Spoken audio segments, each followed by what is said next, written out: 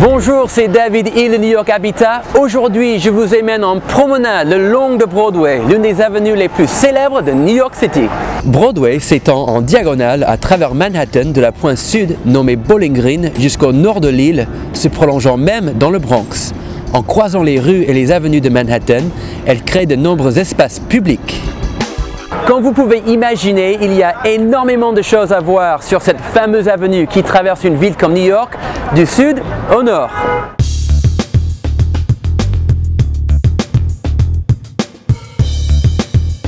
Mais n'ayez pas peur, nous allons couvrir cette avenue mythique en plusieurs vidéos afin que vous ne vous y perdiez pas. Notre série s'intitule Le long de Broadway. Nos arrêts aujourd'hui seront Madison Square et Herald Square.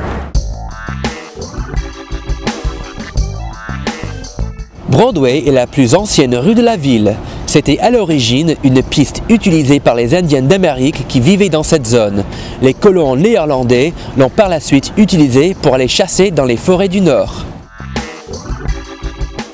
En marchant vers le nord sur Broadway, vous arrivez à une large intersection où vous avez la 5e avenue, Broadway et la 23e rue qui crée une grande place qui s'appelle Madison Square, qui doit son nom au 4e président des États-Unis, James Madison.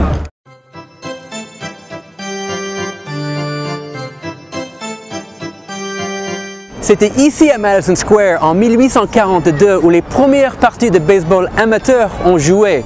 Il y a des bâtiments là maintenant, mais à l'époque c'était un terrain inoccupé. Plus tard, la club de baseball New York Knickerbocker, la toute première équipe professionnelle de baseball, a débuté ici.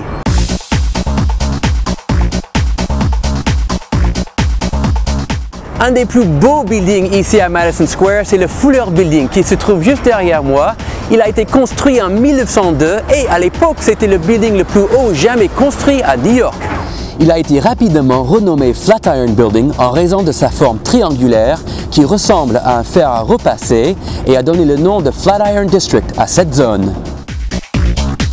Ils disent que sa forme triangulaire influence le vent, le faisant souffler vers le haut, qui ensuite soulève les jupes des femmes qui passent, style Marilyn Monroe.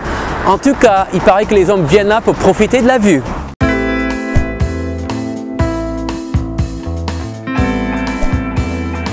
Nous sommes dans Madison Square Park qui a été ouvert au public en mai 1847. C'est un petit parc très sympa. Vous avez une aire de jeu pour les enfants, vous avez un petit parc même pour les chiens. Vous avez aussi 2 ou 3 statues très intéressantes. Au coin sud-est se trouve une statue du sénateur Roscoe Conkling, mort gelé pendant la grande tempête de neige de 1888. Au coin sud-ouest se dresse une statue du secrétaire d'État William Seward. C'est aussi William Seward qui a acheté le territoire d'Alaska aux Russes en 1867.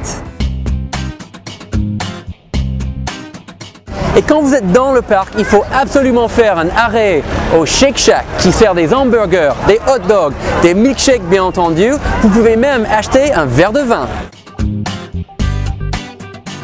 Vous pouvez vous asseoir sous un arbre en dégustant de la vraie nourriture américaine tout en profitant de la magnifique vue.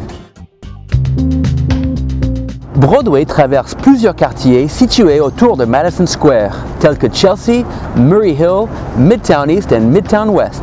New York Habitat offre des locations de vacances ainsi que des appartements meublés dans tous ces quartiers. Vous pouvez habiter tous ensemble sous le même toit et cuisiner dans votre propre cuisine équipée.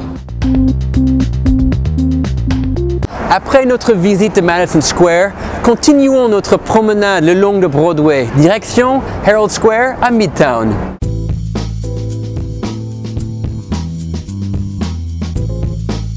Alors nous sommes arrivés à Herald Square qui est formé de l'intersection de Broadway, la 6e avenue ou bien Avenue of the Americas et la 34e rue. Il doit son nom au fameux journal de New York Herald. Dans la partie nord de ce square, on peut admirer la statue dédiée aux Bennetts, anciens propriétaires de ce journal.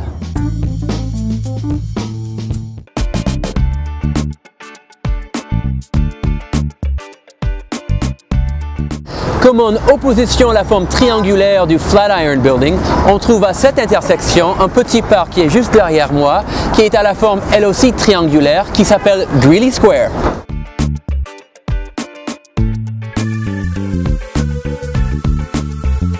Greeley Square tient son nom de Horace Greeley, le propriétaire de New York Tribune, journal rival du New York Herald.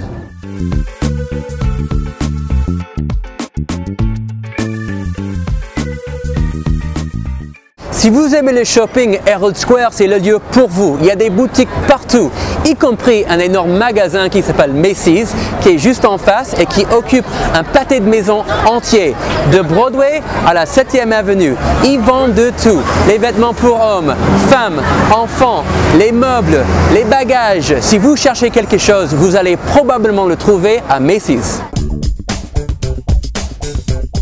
Macy's a été créé en 1858 par Roland Macy, qui travaillait sur un baleinier.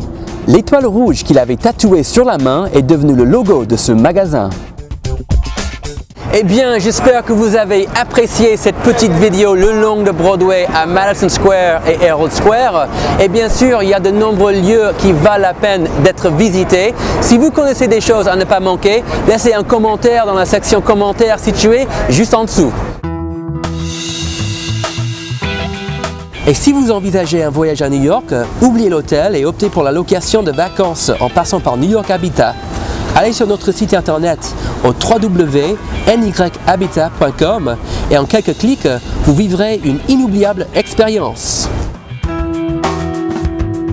C'était David Hill de New York Habitat. J'espère vous voir très bientôt sur Broadway.